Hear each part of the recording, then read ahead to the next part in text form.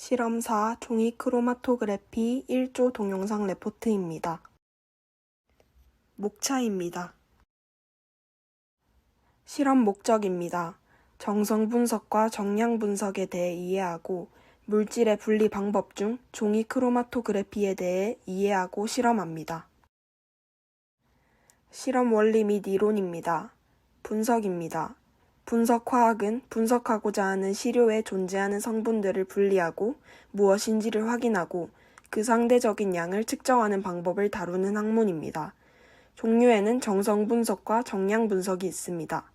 정성 분석은 화학 분석법 중에서 사료가 어떤 성분으로 구성되어 있는지 알아내기 위한 분석법이고, 정량 분석은 물질을 구성하는 양적 관계를 명확하게 하는 분석법입니다. 분리입니다. 혼합물을 각각의 성분으로 분리하는 것은 분석의 필수적인 과정입니다. 화학에서 사용하는 분리의 방법은 증류, 추출, 원심분리, 전기분해 등이 있습니다. 이 외에도 거름종이나 필터를 이용하여 불순물을 걸러내는 여과, 불순물이 잘 녹지 않는 용매를 사용하여 액체 내에 가라앉히는 침전, 크로마토그래피 등이 있습니다. 크로마토그래피는 고정상과 이동상을 이용하여 여러 물질이 섞여 있는 혼합물을 이동속도 차이에 따라 분리하는 방법입니다. 시료는 이동상을 통해 지나가며 이동상은 관 속에 또는 고체판 위에 고정된 용해되지 않는 정지상을 통해 지나갑니다.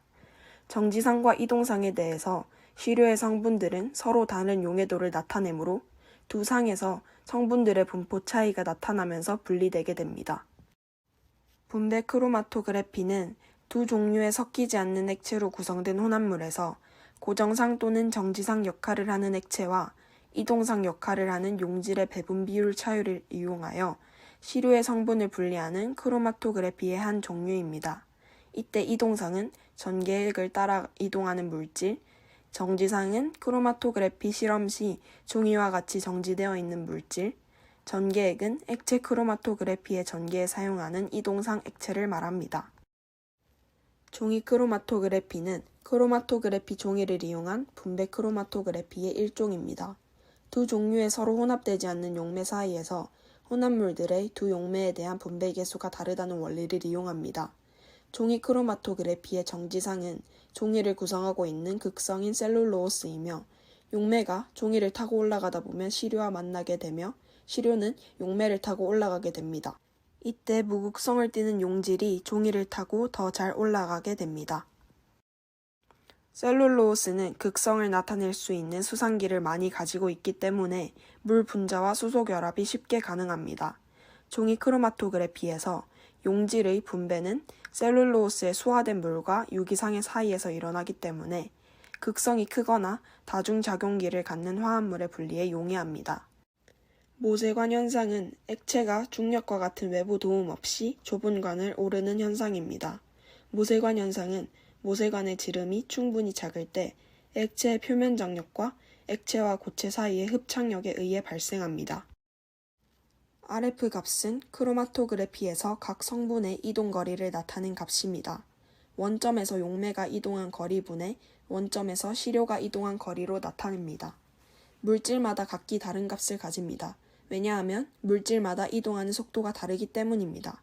같은 전개 용액이어도 온도, 중력, 포화도 등 여러 요인 때문에 매 실험마다 전개되는 높이가 다릅니다. 실험 기구로는 100ml 비커 5개, 600ml 비커 2개, 10ml 피펫, 피펫 필러, 파라필름, 필터지, 1ml 주사기 3개, 호일, 초시계, 스포이트, 가위, 15cm 자, 연필, 피펫을 사용합니다. 실험 시약으로는 증류수, 6노르말 농도 염산, 아세톤, 25에서 30% 암모니아수, 코발트 클로라이드 헥사하이드레이트, 니켈 클로라이드 헥사하이드레이트, 97.0%, 쿠퍼 클로라이드 디하이드레이트가 필요합니다. 실험 영상입니다. 필터지를 사각형으로 잘라 끝에서 각 1cm 되는 지점에 연필로 줄을 긋습니다. 총 3장을 만듭니다. 6노르말 농도 HCl과 아세톤을 1:9 비율로 10ml 제조합니다. 전개액을 제조할 때는 반드시 후드를 이용합니다. 세 가지 시료, 코발트, 니켈, 구리를 주사기에 제조합니다.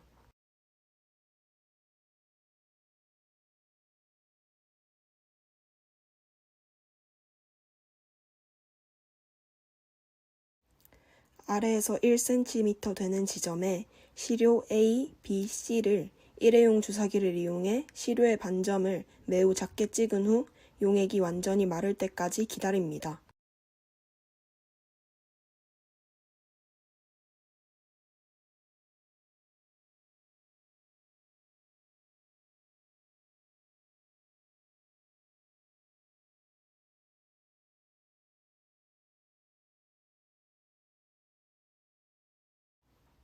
필터지를 테이프로 고정하여 600ml 비커에 넣습니다.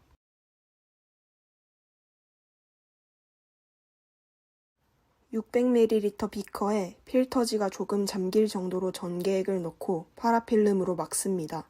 이때 비커에 용매가 닿지 않도록 조심히 전개액을 넣습니다.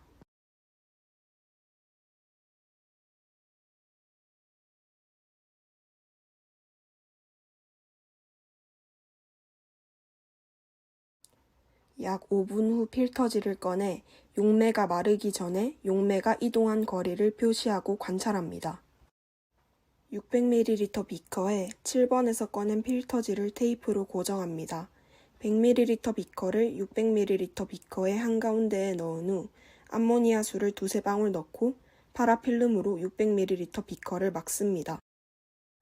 시료 색이 변하는 것이 관찰되면 시료가 이동한 거리를 표시하고 관찰합니다.